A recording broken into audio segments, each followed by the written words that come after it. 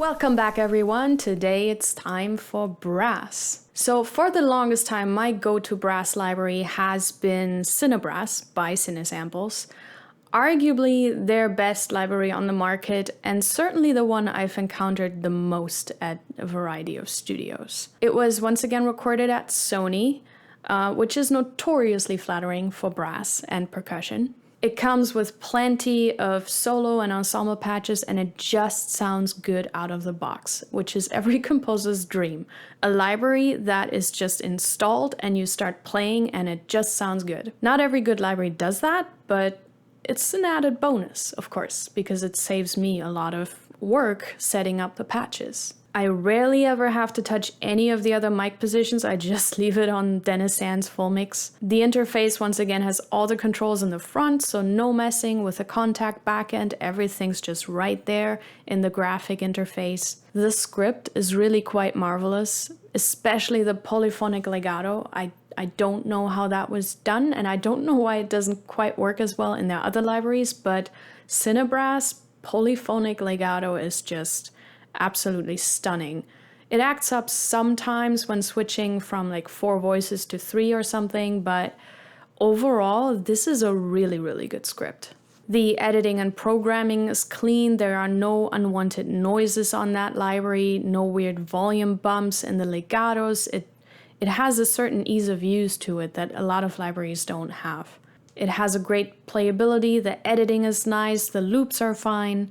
It's just all around easy to use, and it's very easy to get this soaring cinematic brass out of this library. One drawback I think this library has is some of the soloists I feel are lacking detail, for starters. It kind of sounds like there are only like 2 velocities on some of these, maybe 3. And then another thing, pet peeve of mine, not every patch has the same articulations. It's driving me crazy. If you're going to record short staccato, medium staccato, and marcato, please do that for all the patches. Don't just do it for like select things and then, other things just have shorts and longs or something, staccato and legato, but no marcato or something in it. And then some stuff is just missing altogether. There are like no horn trills, but there are 2 different horn flutter tongue patches.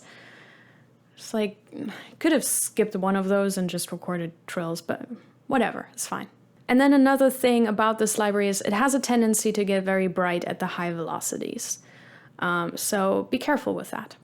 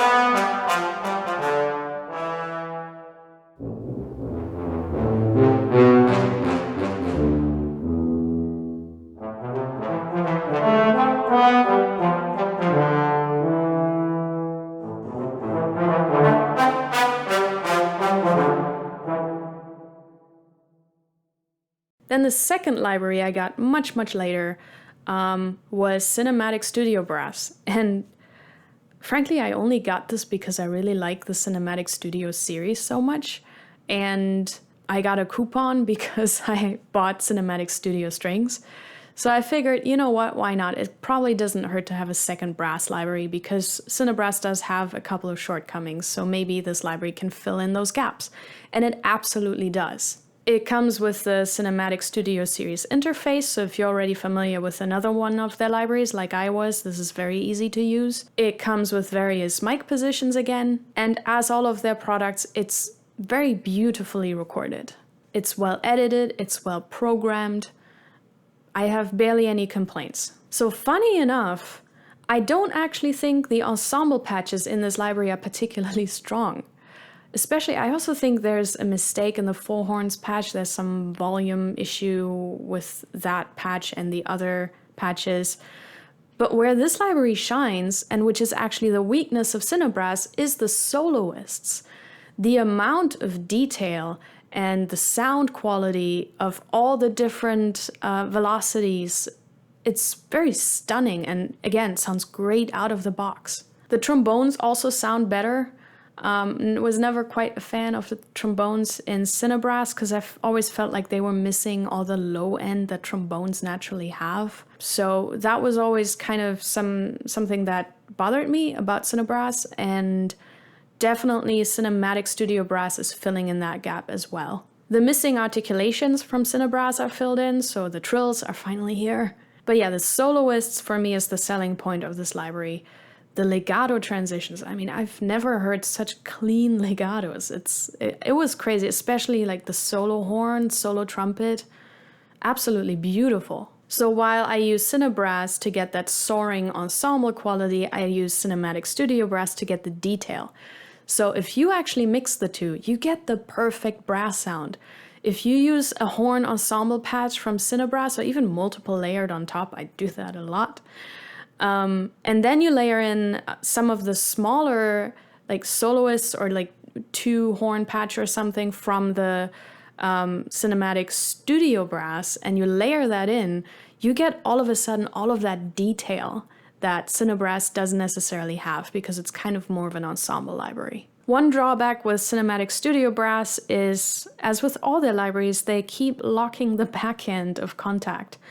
Not that I love going into the Contact backend, but they actually lock it. So I don't know what kind of magic is hidden behind there, but they won't let you access it. I will say, so far, I have not had a library from them where I felt the need to go in there. But you know, I'm going to complain about that if they start to release stuff that is less than perfect and I feel like I need to go into the Contact backend and I can't. But so far, I didn't feel like I needed to fix anything. So, okay, if you want to lock it and create a perfect product, fine.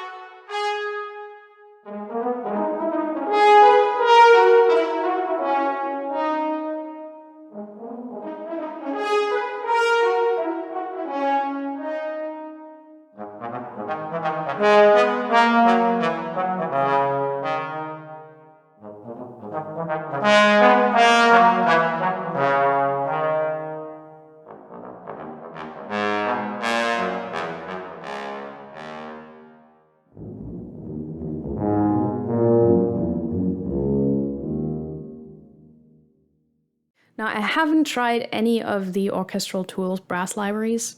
I would assume they are great. I just haven't really had the opportunity to try them. So, I can't really comment on that. I also haven't tried the Hollywood brass from East West. I did think the brass in their old, Gold XP Symphonic library was fine. Nothing groundbreaking, but, for the time that that library was created, it was good.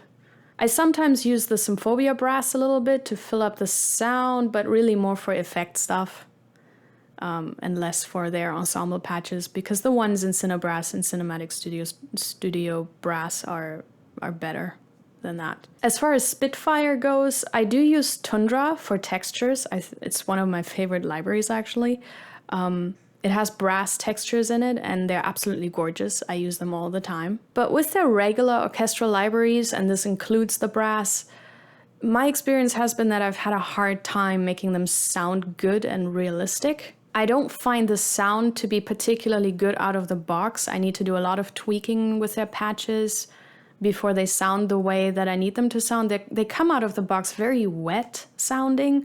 I know that's probably a side effect of air being what it is, but it doesn't blend too well with other libraries, especially since Air also has just so much character as a whole.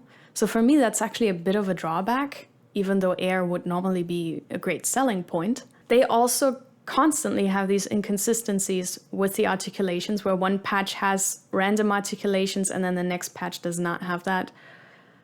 I wish developers would stop doing that. It's driving me crazy. It always just leads to problems when I'm composing and I want to do something with a different instrument, and then that doesn't have that articulation. It drives me crazy. Stop doing that. But my biggest complaint with the Spitfire brass that I've been using at other people's studios was usually just the imperfections. And that's actually one of the things that they use as a selling point. With all of their orchestral libraries, that they leave in imperfections. I don't know where that's coming from, because that's not been what I've experienced when we record instruments live. You know that when we book a prime location in London, like Abbey Road or Ayr, that's several £1,000s a day already just to get the empty hall. And then we get a veteran engineer and we get, world-class players. That runs you at between 50 to 100 grand for one day of recording.